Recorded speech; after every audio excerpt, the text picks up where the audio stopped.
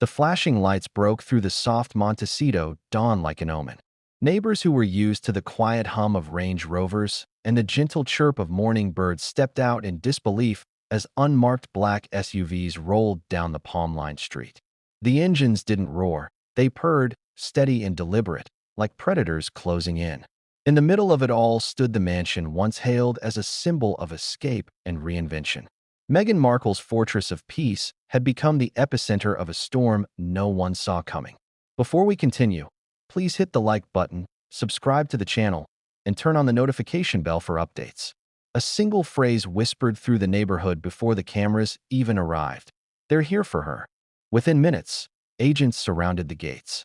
Dressed in dark jackets emblazoned with crisp yellow letters, they moved like choreography, efficient, silent, and tense.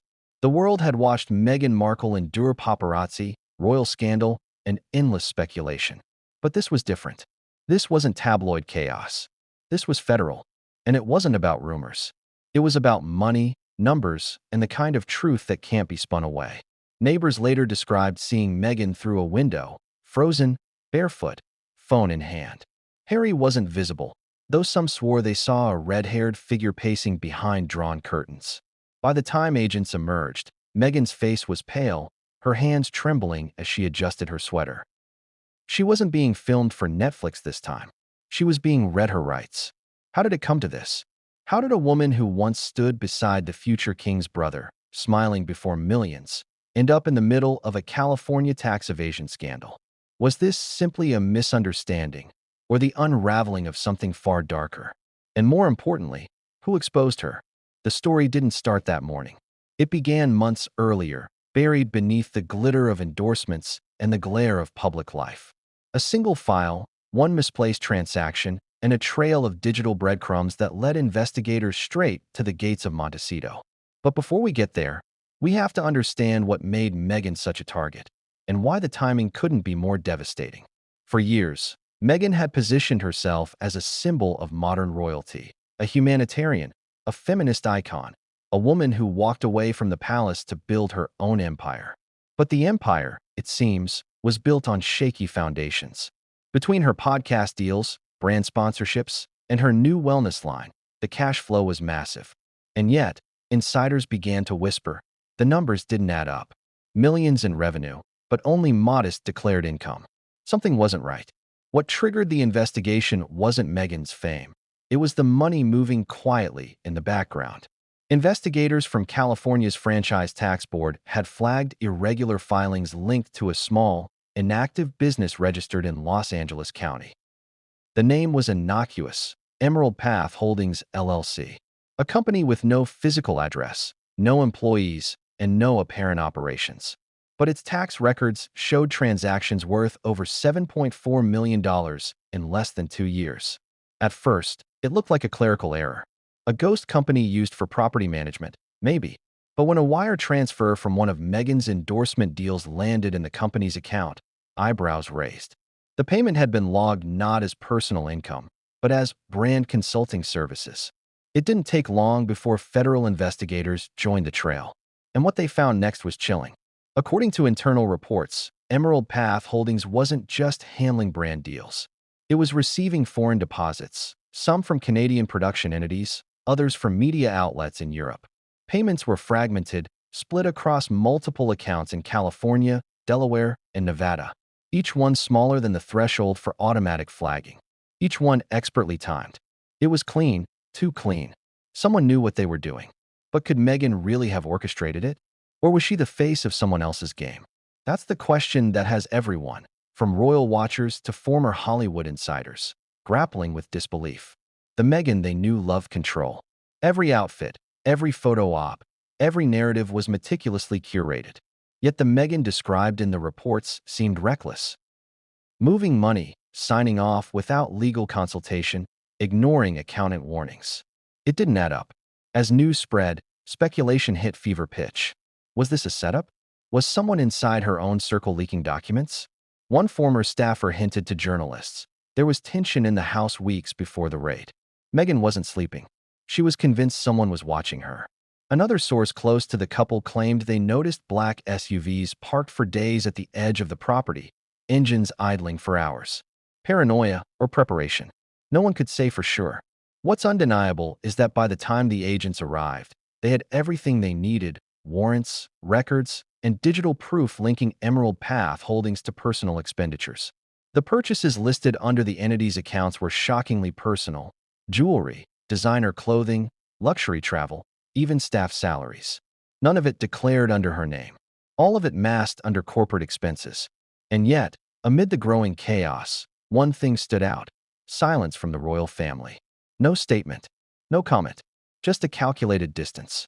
Sources at Buckingham Palace allegedly described the situation as regrettable but expected. Regrettable, expected. Two words that cut deeper than any headline. The world wanted to know, did they know this was coming? Was the palace tipped off long before the public raid? Or worse, were they the ones who tipped off investigators? The whispers go further. Months before the raid, international financial task forces had been quietly tightening their cooperation. New agreements allowed data sharing between the IRS and UK tax authorities. When Meghan and Harry relocated to California, they became subject to US tax laws for all worldwide income. That meant every dollar earned from royal connections, speaking engagements, and foreign sponsors needed to be declared. But somewhere along the line, those declarations got fuzzy. To the public, Meghan's ventures seemed transparent: charities, media deals, inspirational podcasts. Behind the scenes, it appeared there was a maze of financial movement that blurred the lines between personal gain and public service. And in today's world, where perception is everything, that blur can destroy an empire. Now, imagine the irony.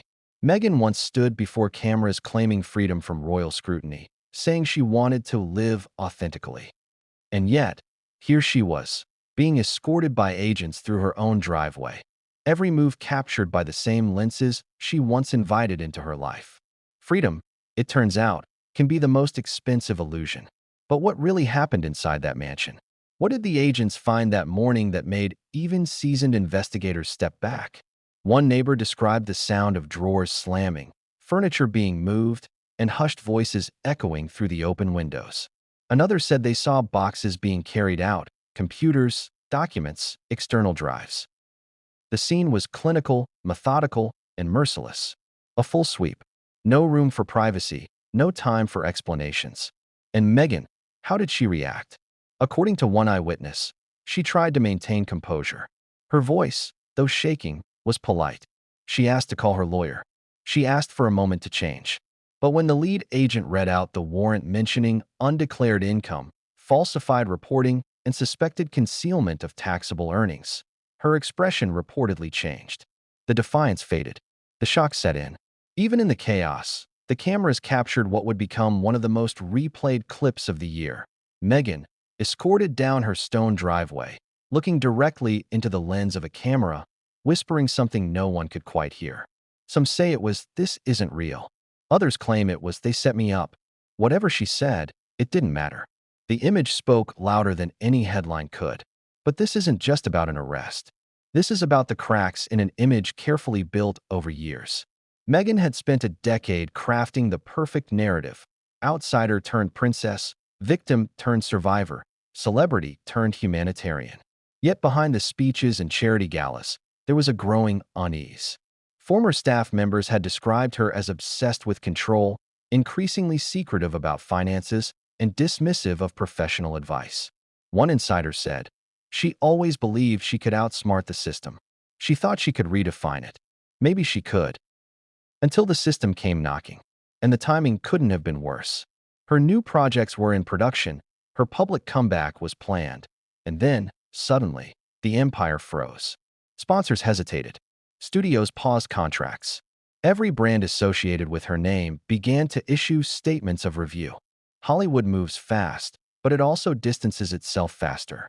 Still, one question remains. Who leaked it? Someone had to know the details of Emerald Path Holdings, the accounts, the aliases, the invoices.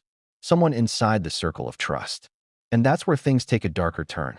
Because buried within the investigation files was a signature. Not Meghan's, but someone close to her, someone who had been part of her financial team for years. That signature linked the shell company to a second, much larger entity registered overseas. And when investigators followed that trail, what they found tied her personal spending to foreign transfers worth millions. We'll explore that in the next chapter, but for now, picture the final moment of that morning. The cars drive away. The mansion doors close. The media swarm outside. And inside, the silence is deafening. Meghan's world had just changed. But the documents waiting inside the evidence boxes, those would change everything else. Because one of them, according to leaked reports, held proof of something even she didn't see coming. And when agents opened the silver filing cabinet in her home office, they found something that made even them pause. What was inside that drawer? That's where everything begins to unravel. And that's exactly where this story is about to take us next. What was inside that drawer? That silver filing cabinet sitting quietly in Meghan Markle's home office, gleaming under the morning light like it had secrets it didn't want to give up. When agents pulled it open, a stack of labeled folders spilled out, each marked with neat handwriting and a single word that no one expected to see: holdings. And beneath them, sealed envelopes, some embossed with royal crests, others with names of companies that hadn't existed for years. The air in that room turned thick, almost electric. One agent reportedly muttered, "You don't usually see this kind of precision unless someone's covering tracks." But whose tracks were they following? Meghan's or someone else's? Let's rewind a few minutes before that moment. The Montecito morning was still golden and calm when the convoy stopped at the gate. The agents were professionals. No shouting, no dramatics. Just paperwork, quiet words, and the dull clink of the latch as the gates opened. Inside, the garden was immaculate. Roses trimmed, fountain running. You could almost forget this was an active raid, until the lead investigator gave the nod and the front door opened. They'd already done their homework. Satellite images, entry maps, security layouts. This wasn't a fishing expedition. It was a hunt. One of the agents whispered into a small mic clipped to his vest, "We're in." Inside the foyer, the silence was almost eerie. Meghan appeared at the top of the staircase, barefoot, hair tied back, wearing a soft gray sweater and leggings. She looked confused, maybe scared, but mostly stunned. Her voice cracked slightly as she asked, "What's going on?" The agent replied calmly, "We have a warrant for the premises. We'll explain everything once you're seated."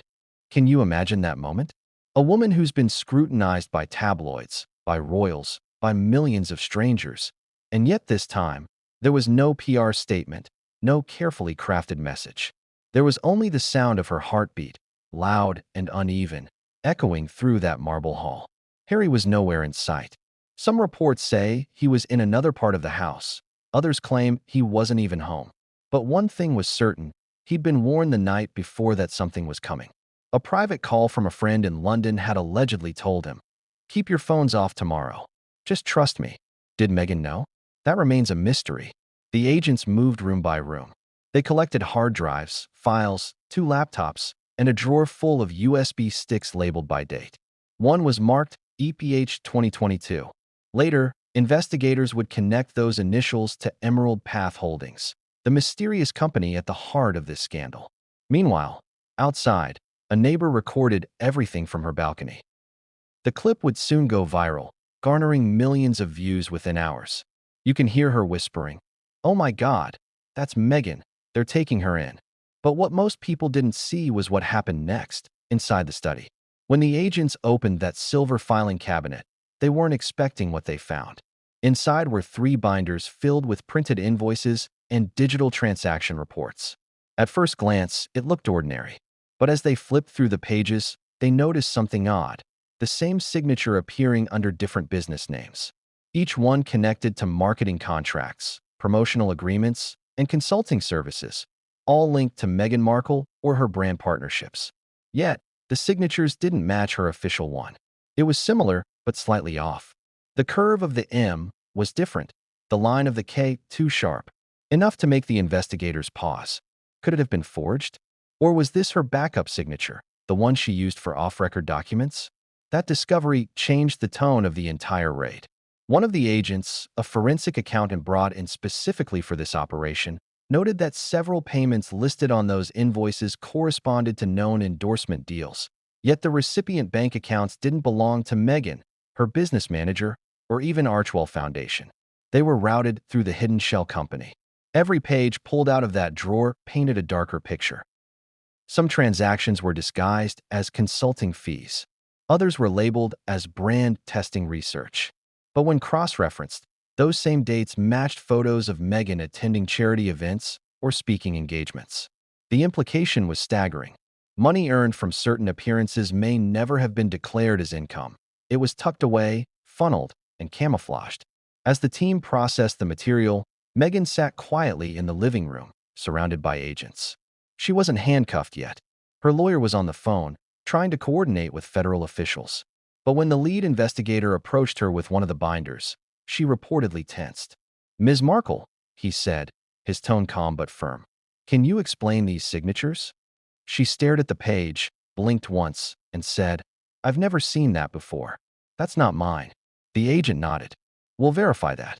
Outside, word had begun to spread across newsrooms. By noon, TMZ had posted the first headline.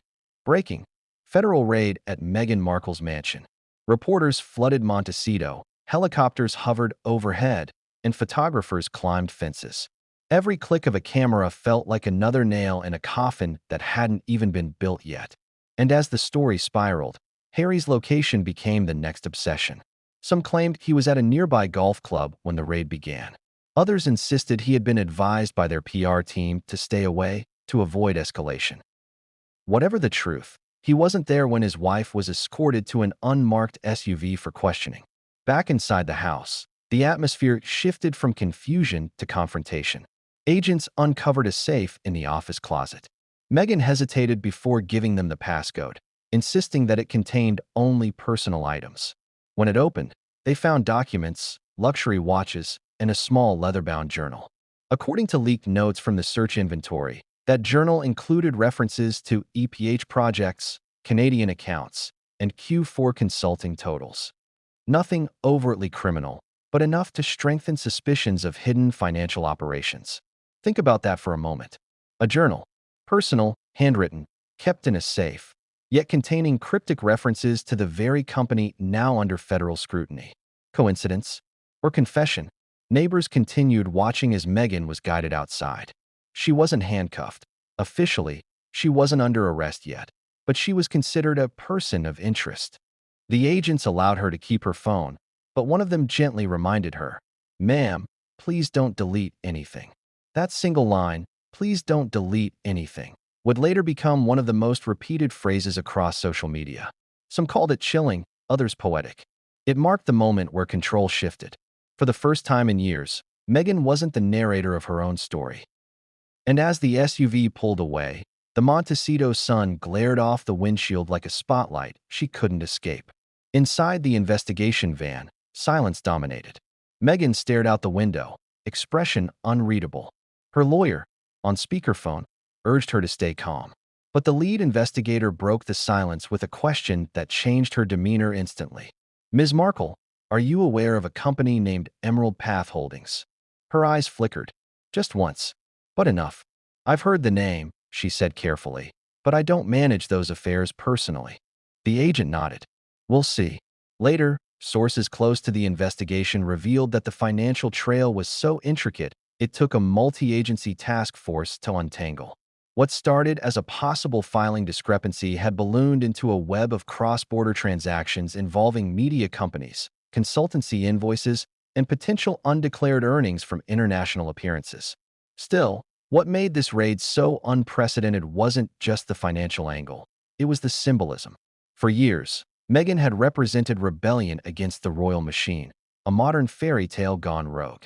And now, here she was, facing something the royals had feared for generations, a scandal not of image, but of legality. By late afternoon, news vans lined the entire street. Reporters speculated, analysts debated, and the internet exploded with theories. Some believed this was politically motivated. Others claimed it was part of a wider financial crackdown targeting celebrity offshore holdings. But deep down, everyone was thinking the same thing. How much of this was real, and how much was revenge?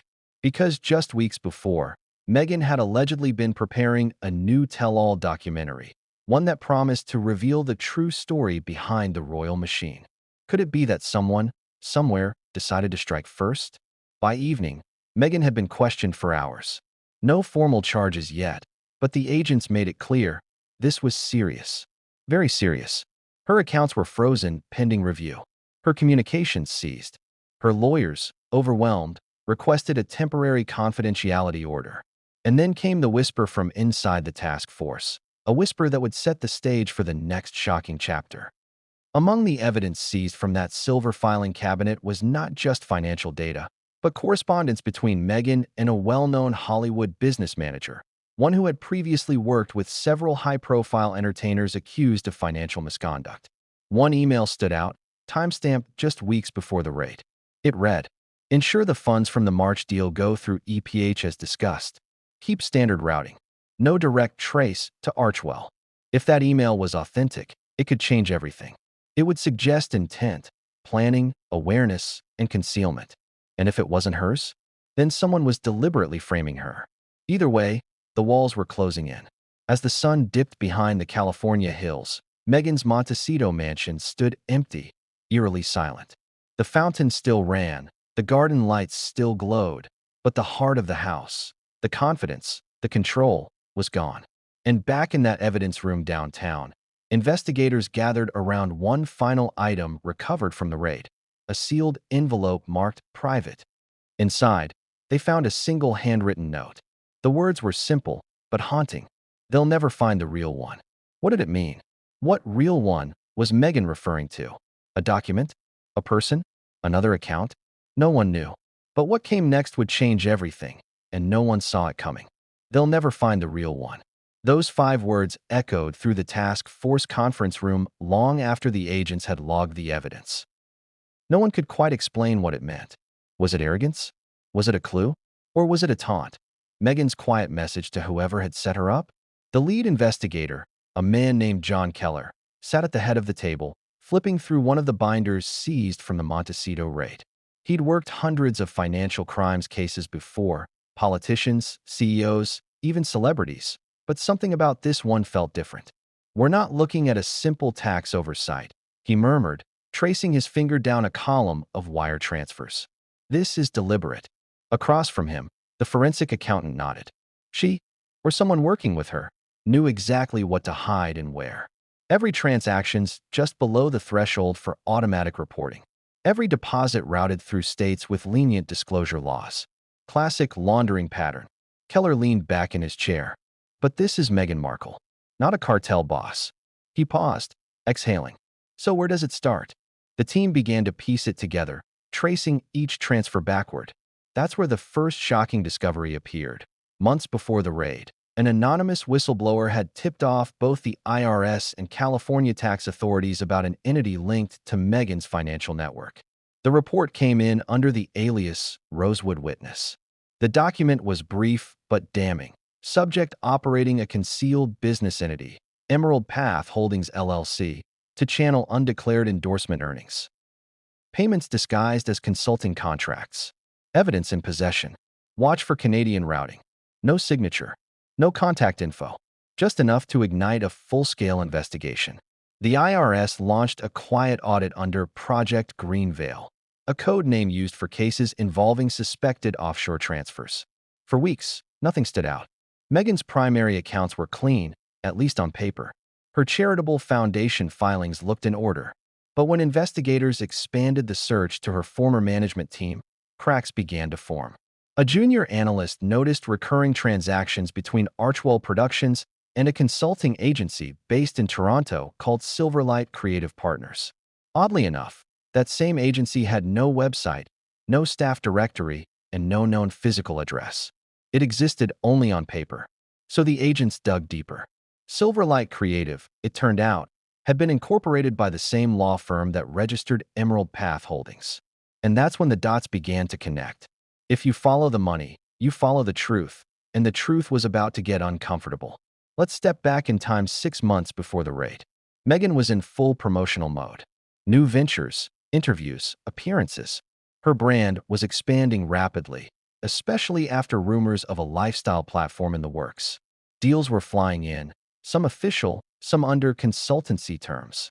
It was around that time that a specific payment caught attention, a $1 $2 million transfer from a wellness conglomerate for branding collaboration and concept development. But the payment didn't go to Meghan Markle or Archwell. It went to Emerald Path Holdings. And the memo line simply read, Sunset Project. When auditors cross-checked that transaction with Meghan's declared income, there was no mention of it. It had vanished. How does $1 million vanish on paper? Through structure, through precision, through the kind of planning that only someone with insider expertise could pull off. The irony? Whoever created Emerald Path Holdings had chosen a name almost poetic, Emerald, representing new beginnings, Path, symbolizing destiny. But to investigators, it represented deception, and that's what made the chase irresistible. As they combed through hundreds of pages of financial statements, one detail kept repeating. Wire transfers originating from Canadian and British entities tied to Meghan's earlier business dealings, specifically during her time in Toronto filming Suits. Some transactions dated back years, resurfacing in California through small, unexplained credits. You see, money never disappears, it just changes names. And every alias, every account number, told a story.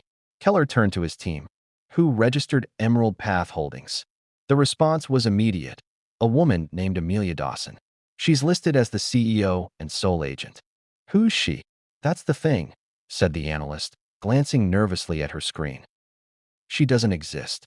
Amelia Dawson's social security number was fake. Her address was a rental property. Her phone number connected to a prepaid cell. She was a phantom, and yet her digital signature appeared on multiple legal documents tied to Meghan's production contracts. Now ask yourself, how does a non-existent person sign a real contract? Investigators soon discovered that Amelia Dawson was an alias used internally by an assistant in Meghan's management circle.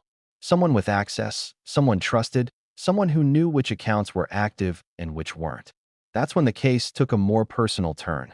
Because the assistant wasn't a stranger. She had worked for Meghan for nearly 5 years. And 2 months before the raid, she had abruptly resigned, citing mental exhaustion. Was she the whistleblower? Or was she covering her tracks before everything collapsed? Meanwhile, back in Montecito, Meghan was still under review. Her lawyers scrambled to spin the narrative, claiming the entire ordeal was a procedural misunderstanding involving third-party contractors. They argued that Meghan had no involvement in daily financial operations, that she trusted her team to handle logistics. But the evidence said otherwise. Within the seized data, investigators found a voice memo dated February 10th, allegedly recorded on Meghan's phone. Her voice, calm yet firm, could be heard saying, "Make sure everything from the podcast and the ad contracts goes through the consulting side. Keep it separated from Archwell. I don't want crossover issues." The authenticity of the recording has yet to be confirmed publicly, but if it's real, that single clip could destroy any defense built around ignorance. The media, of course, had a field day. Headlines painted Meghan as a fallen mogul, a star entangled in her own ambition. But behind the sensationalism, the reality was far more intricate. Meghan wasn't stupid. She knew visibility was her double-edged sword. If she wanted to shield her assets, she'd need a structure tight enough to pass surface scrutiny, but flexible enough to hide intent. So the team turned their focus to pattern analysis, looking not just at where the money went, but when it moved. That's when they noticed something peculiar. Every suspicious transaction coincided with major media events. Netflix premieres, Spotify releases, public appearances. The money trail seemed choreographed, as though each public success triggered a quiet private transfer. And then came the kicker. One payment from Emerald Path Holdings had been made directly to a high-end interior design firm responsible for renovations in Meghan's Montecito home. In the invoice description, workspace restoration for filming. Translation, a home office remodel, likely claimed as a business expense. Small details like that were adding up fast. Individually, they could be written off as oversight. Together, they painted a picture of intent, systematic, repeated, concealed. Keller and his team now had enough to justify deeper action. But what they didn't realize yet was that every new clue was walking them straight into a trap, because someone on the inside was feeding them information, steering them toward specific accounts while hiding something bigger. At this stage, Meghan's legal team was frantic. One lawyer advised her to lay low, another to go on the offensive. But Meghan, ever the strategist, wanted to control the narrative. A private PR memo leaked later revealed her thinking. We'll frame this as a political hit job, connected to my past royal conflicts. Paint it as retaliation. Clever, but dangerous. Because the more she leaned into the victim narrative, the more determined the investigators became to prove the opposite. As Keller reviewed the evidence, he couldn't shake the feeling that someone was orchestrating both sides. The precision, the timing, the anonymous tip, it was all too convenient. Late one night, while reviewing digital metadata, an analyst found something odd. One of the documents in the seized cache had been edited remotely just days before the raid. Not by Meghan, not by her accountant, by someone using an IP address traced to Beverly Hills. When they cross-referenced it, they found a connection to a well-known Hollywood producer, one who had previously collaborated with Meghan on a now-canceled project. Could this producer be the one who tipped off authorities? Or was it someone else entirely? And then came the most chilling twist of all. Among the whistleblower's documents was an unsigned letter addressed directly to Meghan, written weeks before the raid. It said simply, "You trusted the wrong people. You thought you could hide it. But I warned you, money leaves footprints." Those words were handwritten, in elegant cursive. The ink had bled slightly, as though the writer's hand had trembled. By the time Meghan's lawyers saw that letter, it was already too late. The trail was open, the agents were circling, and the countdown to the raid had already begun. The paper trail had started as a whisper, but it had turned into a roar that would echo through Montecito, London, and every boardroom in between. And as Meghan sat in silence that evening, scrolling through messages that had stopped coming, one question haunted her more than the flashing lights or the headlines. Who betrayed her? Because someone did. Someone inside her own walls. And when that name finally surfaced, it wasn't who anyone expected. But what came next would expose more than betrayal. It would reveal the kind of truth no royal or celebrity ever wants the world to see. What happens when the glitz starts to crack? When the polished red carpets and million-dollar smiles begin to hide something darker. Something transactional, deliberate, and quietly buried beneath charity banners and Instagram captions? That was the question haunting investigators as they pulled deeper into Meghan Markle's Hollywood finances. The shell company was only the surface. The real secret was in the paychecks, the money that never officially existed but kept flowing from the hands of studios, sponsors, and private investors who believed they were paying for influence, not exposure. When the first audit files came through, the numbers didn't lie. Between 2020 and 2024, over $13 million in consulting and creative services had been funneled through entities linked to Meghan's team. None of those payments appeared in public filings. None were listed under her personal tax returns. Yet every transaction connected back to a familiar set of names: directors, producers, PR consultants, and brand executives who had worked with her during the height of her media deals. On paper, they were legitimate contracts. In reality, they looked like ghost deals, created to hide where the real money was going. And here's where it gets interesting. Several of those contracts carried confidentiality clauses so strict that even the IRS had to petition for temporary access under sealed order. That kind of legal armor isn't accidental. It's protective, defensive, and often used when the money's purpose isn't clean. Investigators started calling this pattern the Hollywood Web. At its center stood Emerald Path Holdings, an entity that didn't sell products or employ staff, but somehow generated invoices for creative oversight and strategic vision. Those vague descriptions appeared again and again, attached to checks signed by companies like Halcyon Media, Pacific Wellness Group, and Silverlight Creative, the same mysterious firm from Toronto. But when agents contacted those companies, something strange happened. No one wanted to talk. Executives hung up. Emails went unanswered. A few quietly deleted LinkedIn profiles overnight. And then, one by one, their websites began to disappear. Pages redirected, domains locked. It was as if a switch had been flipped, silencing an entire network of supposed business partners. Keller, the lead investigator, looked at his team. "We're not chasing one woman," he said grimly. "We're chasing a system built around her. To understand it, you have to understand Meghan's Hollywood comeback plan. After leaving royal life, she needed two things: relevance and revenue. The Netflix and Spotify deals gave her visibility, but not freedom. Those contracts were tightly controlled by corporate oversight and board reviews. She couldn't spend freely. She couldn't invest without approval. Every dollar she earned was a headline. But what if she found a way to separate her image from her income? What if, through a series of consulting contracts, she could earn royalties and retain control without ever appearing on the official books? That was the theory the IRS believed they were seeing unfold. In one contract between a Los Angeles-based wellness company and Emerald Path Holdings, Meghan's name never appeared. Instead, the consultant listed was an alias, M. Reynolds. The address listed matched a rented P.O. box in Santa Barbara. The signature was identical to the one investigators had found in her silver filing cabinet. And the kicker? The payment for that contract, $850,000, was deposited 2 days after Meghan posted a sponsored photo on her lifestyle Instagram page featuring one of that company's products. Coincidence? Or strategy? Think about it. A woman under constant scrutiny, claiming she's no longer trading on royal fame, yet making 6 figures per photo, hidden behind paperwork and aliases. The contradiction was explosive, but the real twist came when one of those companies cracked.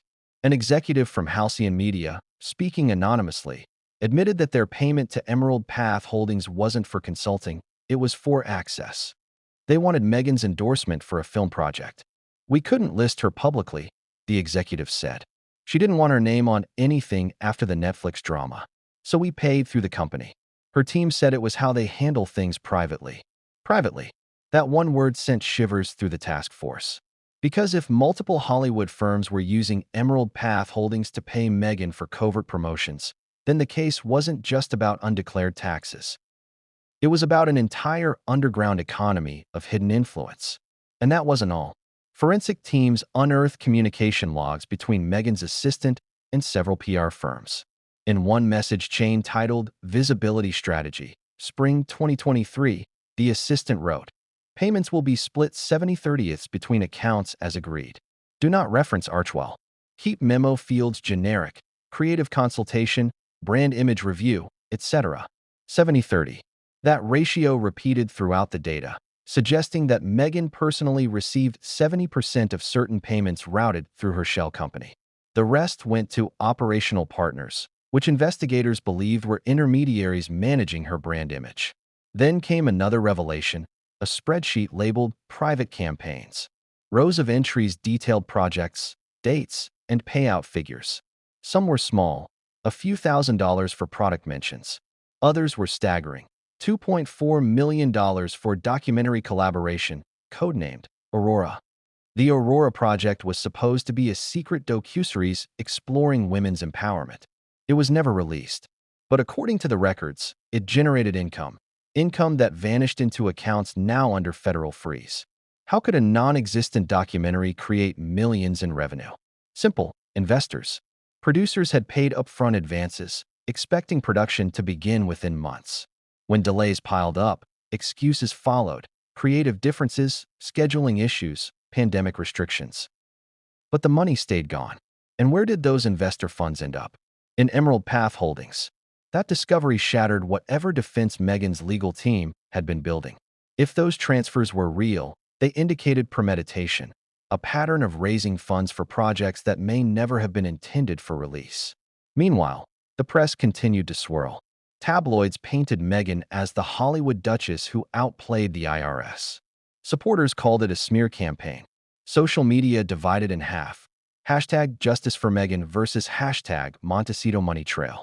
Every photo she'd ever posted, every speech about authenticity, was suddenly under new scrutiny.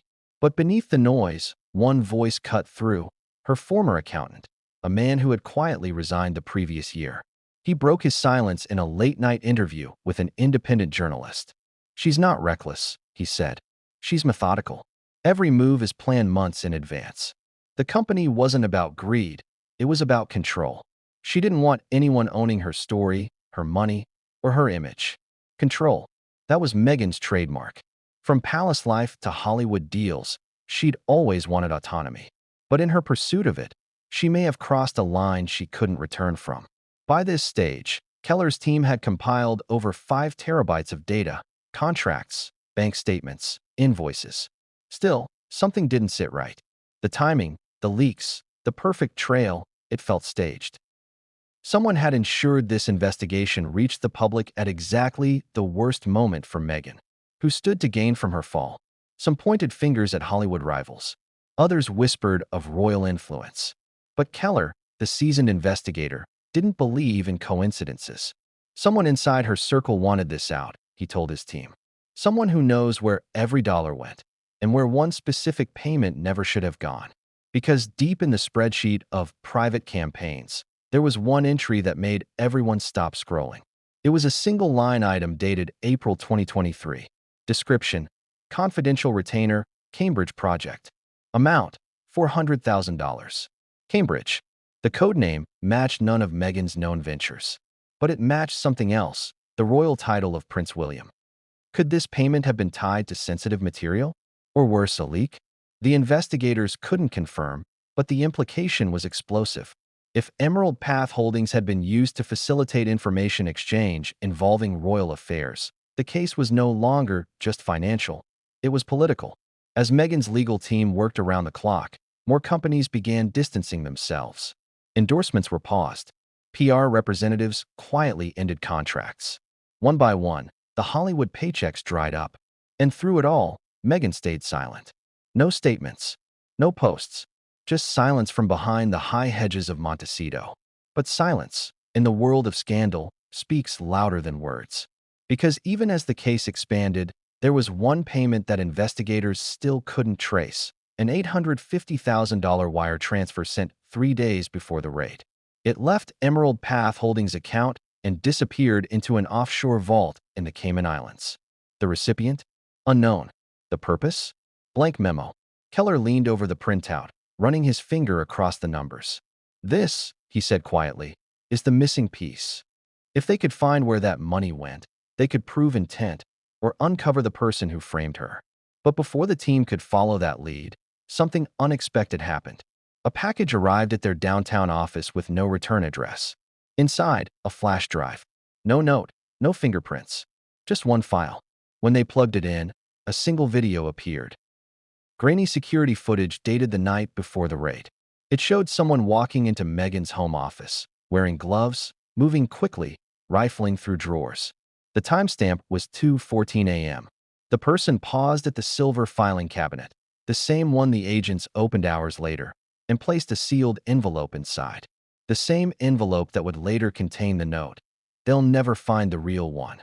The face wasn't clear, but the silhouette, the posture, the height. It looked familiar.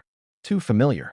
Because according to one investigator who reviewed the footage, the intruder's build matched someone already under Meghan's employment. Someone she'd trusted completely. And when the footage leaked to the press days later, the internet erupted. Who was the mystery figure? A staffer? A friend? Or someone closer? What came next would tear apart whatever remained of Meghan's carefully guarded world. Because the person seen in that footage wasn't just anyone. It was someone no one would ever expect. And when their name surfaced, it would send shockwaves through Buckingham Palace itself. What if the evidence wasn't just in the accounts, the contracts, or the shell companies? What if it was in the whispers, the deleted drafts, the messages that no one was supposed to see? That's exactly what investigators began to uncover once they dug into Meghan Markle's digital footprint. A network of encrypted communications that painted a picture far more intricate than any bank statement ever could. It started innocuously enough. A forensic analyst discovered a folder on one of the seized laptops labeled secure. Inside were dozens of files with odd extensions, files that didn't open in standard software. A quick cross-check revealed that many of these were encrypted emails, sent using a service that promised end-to-end security with zero trace. Anyone who wasn't intended to see the content wouldn't even know it existed. And that's when things took a sharp turn. The messages weren't just mundane conversations about scheduling or travel. They were conversations about money, identity, and perception. One email, sent in late 2023 to an address that investigators traced back to an offshore entity, read: confirmed that the Canadian transfer went through EPH. No mentions to Archwell. Keep memos vague. Consulting, brand evaluation. Once verified, delete this chain. It wasn't signed Meghan Markle. It wasn't even signed M. Markle. But forensic linguists later confirmed the syntax, the tone, and the timing matched her known patterns of communication. Every word in that email could be interpreted in two ways: meticulous planning or deliberate concealment, or both. But why would someone with all of her public influence need secrecy like this? After all, she had millions of followers, a brand built on transparency, or at least the illusion of it. Because in the world of high-profile money, transparency is dangerous. Every public statement becomes a liability, every tweet a potential trap. And that's exactly why Meghan had allegedly turned to these private channels. Investigators discovered something even more unsettling. Several of the encrypted emails referenced drops, a code word for funds or documents that needed to move without leaving a trace. One particular line from an internal memo read, "Prepare drop number 7 for review by midnight PST. Include only audited invoices. Originals in the office safe." Audited invoices. Originals in the office safe. That sentence alone suggested a level of sophistication far beyond simple tax avoidance. This wasn't negligence. It was orchestration. And yet, there were contradictions in the messages themselves. Some indicated uncertainty, others panic. A single note said, "Do not forward. But if this leaks, redirect attention to Q4 wellness deal." Redirect attention. The implication was clear. In case of exposure, someone had pre-planned damage control. And if that sounds calculated, it was.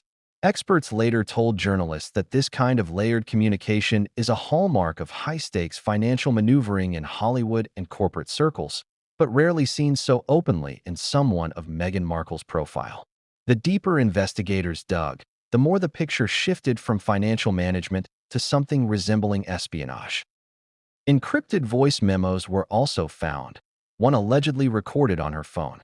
Ensure nothing traces to personal accounts. Use third-party verification. It's crucial no one knows.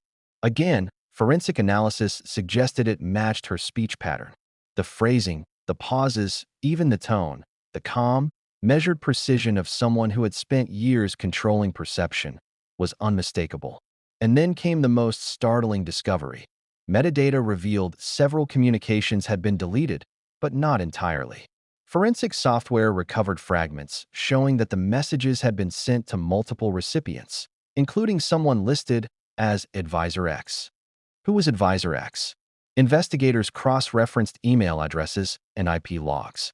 They led to an entity connected to a Hollywood executive known for managing celebrity finances. But the name listed on the messages was not the executive's. It was a pseudonym, used consistently across encrypted channels. Someone was masking both ends of the conversation. It was as if Meghan had created a ghost network, a system in which her financial dealings, messaging, and perhaps even instructions for transactions were insulated from normal oversight. Think about that for a moment.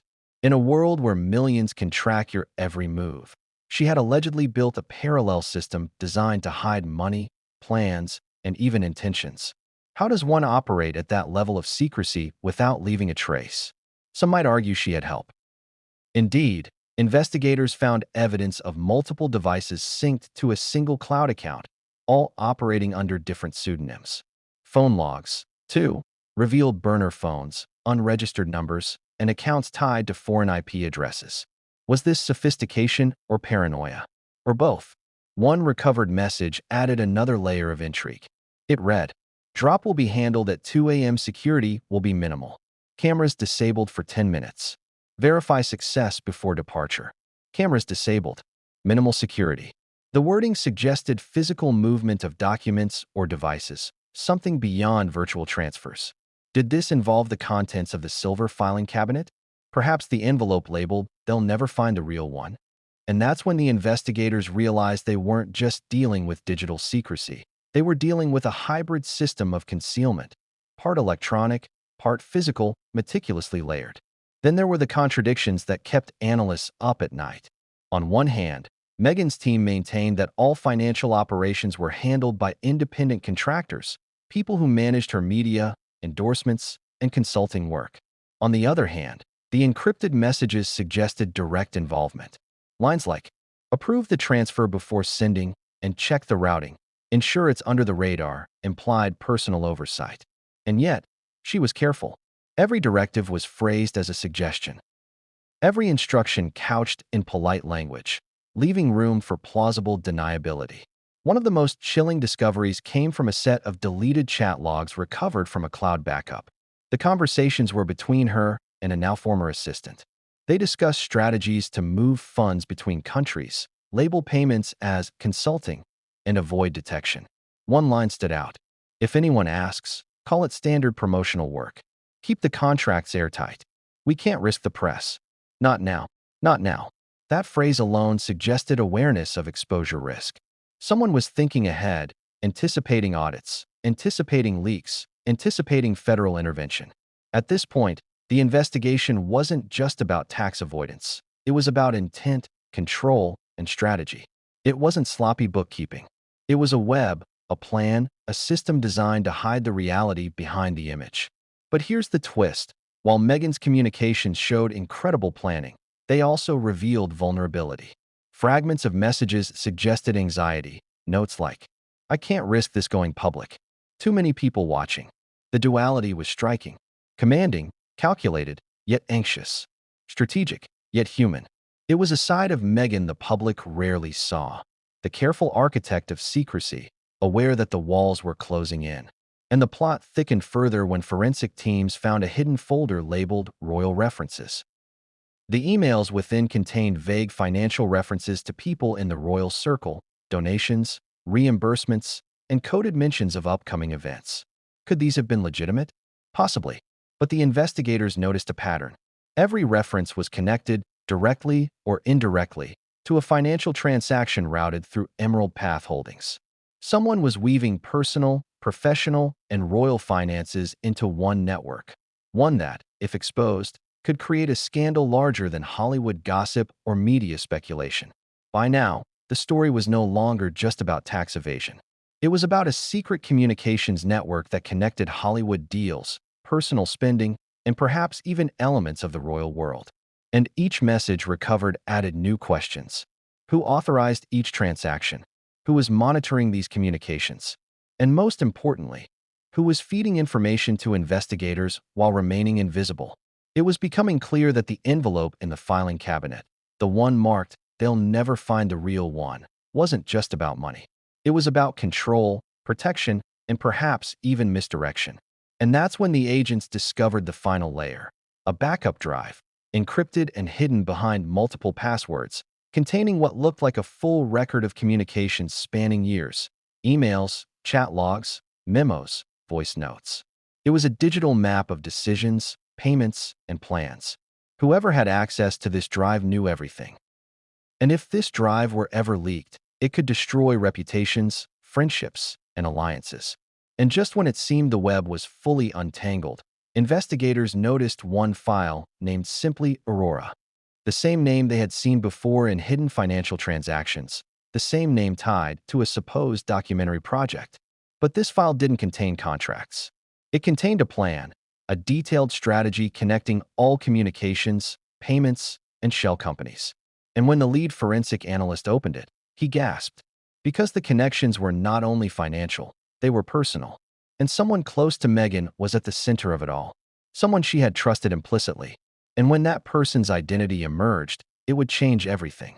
What if the scandal wasn't confined to Montecito, Hollywood, or secret bank accounts? What if the threads of deception and hidden transactions led straight back to the very heart of the monarchy itself? That's exactly what investigators began to consider as they pieced together Meghan Markle's financial web and why the stakes suddenly became far higher than anyone had anticipated. It started with a routine cross-check. After uncovering Emerald Path Holdings' connections to Canadian and US-based contracts, investigators noticed an unusual entry in one of the spreadsheets, a transaction coded as Royal Liaison, Q2 2023, an amount totaling $625,000. No sender or recipient directly matched Meghan or any known business entity. It was funneled through an intermediary account registered offshore, passing through two anonymous shell companies before arriving in a U.S. account linked to Emerald Path Holdings. The label alone was enough to set off alarm bells. Royal Liaison? Keller said aloud to his team. What the hell is this? The investigation quickly expanded to explore potential connections to the royal family. One analyst, running metadata and payment trails, discovered that the code name Royal Liaison had appeared in financial documents tied to a former PR campaign by Kensington Palace. Could there be a direct financial thread between Meghan's independent operations and the royal institution she had once been part of? This wasn't just speculation. The patterns were too precise. Timing, transaction routing, and coded references suggested prior knowledge of events within the palace calendar. Investigators began to suspect that Meghan had leveraged her unique position within the royal family to channel funds through her private entities. And then came a more surprising discovery: a set of emails recovered from her encrypted folders that referenced a meeting scheduled in London in early 2023, just weeks before the financial irregularities peaked. One message read, "Confirm dates with Windsor Liaison. Ensure funds are moved before engagement. Keep it separated." No references to Archwell. Windsor Liaison. The term alone was enough to shock the investigators. It wasn't a casual reference. It suggested direct coordination with someone inside the royal apparatus, someone with access to scheduling and financial planning at a level few outsiders could comprehend. The implications were staggering. If true, it suggested that Meghan wasn't merely moving money through Hollywood contracts. She was potentially exploiting her former royal connections to do it. Was it opportunistic, strategic, or something even more calculated? Keller's team decided to focus on the actual transactions. They traced the movement of nearly $1.8 million in 3 separate installments. Each payment had been routed through multiple accounts, split across time zones, ultimately landing in a Canadian trust under the name of a personal assistant who had long been tied to the Markle household. Every breadcrumb led to the same conclusion. Someone with intimate knowledge of both Hollywood and the royal household was orchestrating these movements. And then, the documents revealed something even more concerning. A portion of the money, previously thought to be allocated toward production expenses for her Aurora documentary, had been diverted. The redirection was subtle but deliberate. Funds labeled for research and development were instead used to cover luxury property expenses, estate improvements, furniture, private security upgrades, all in Montecito. It wasn't illegal per se, if she had disclosed it properly. But it was highly irregular, especially given the source of the funds. A fraction of those payments, nearly $400,000, could be traced back to donors and entities historically associated with royal events. Which raised the ultimate question: had Meghan crossed a line from independent celebrity earnings into the realm of royal finances? The forensic accountant, flipping through a series of cross-reference statements, spoke slowly. If we trace these back, there are payments that touch the palace indirectly, not straight into Buckingham accounts, but enough to indicate potential misuse of connections. And then there was the personal note, a handwritten letter hidden in the filing cabinet, referring to the Cambridge project. Previously, investigators had speculated it related to her Hollywood projects. But now, with the evidence in front of them, the line between Hollywood paychecks and royal influence began to blur. Sources familiar with palace operations told journalists that the Cambridge project was a code name for internal initiatives involving royal outreach and engagement planning, events and campaigns that Meghan had participated in during her tenure. While she had no formal control over funds, her position allowed her to coordinate schedules, appearances, and sometimes contracts with media outlets. By routing certain earnings through Emerald Path Holdings, could she have been monetizing that influence? And if so, was it intentional or a miscalculated oversight? The team also uncovered encrypted voice memos allegedly recorded by Meghan herself, referencing timing with engagements and ensuring separation from official royal accounts. The tone was calm, deliberate, almost corporate. But beneath it, analysts detected a hint of urgency, a subtle stress that suggested she knew the scrutiny was inevitable. One particularly chilling memo said, "Funds must move before the press gets wind. Any linkage to palace events must be untraceable. The stakes are too high." And they were. At this point, investigators realized that the case had moved beyond standard tax evasion. They were now looking at potential breaches involving financial manipulation connected to her royal past. It wasn't just Hollywood, not just personal gain. It was a web that intersected with one of the world's most scrutinized families. Meanwhile, in Montecito, word of the expanding investigation began to leak. Social media erupted, and conspiracy theories ran rampant. Some commentators framed it as a political attack by palace insiders seeking retribution. Others insisted it was simply the natural consequence of unchecked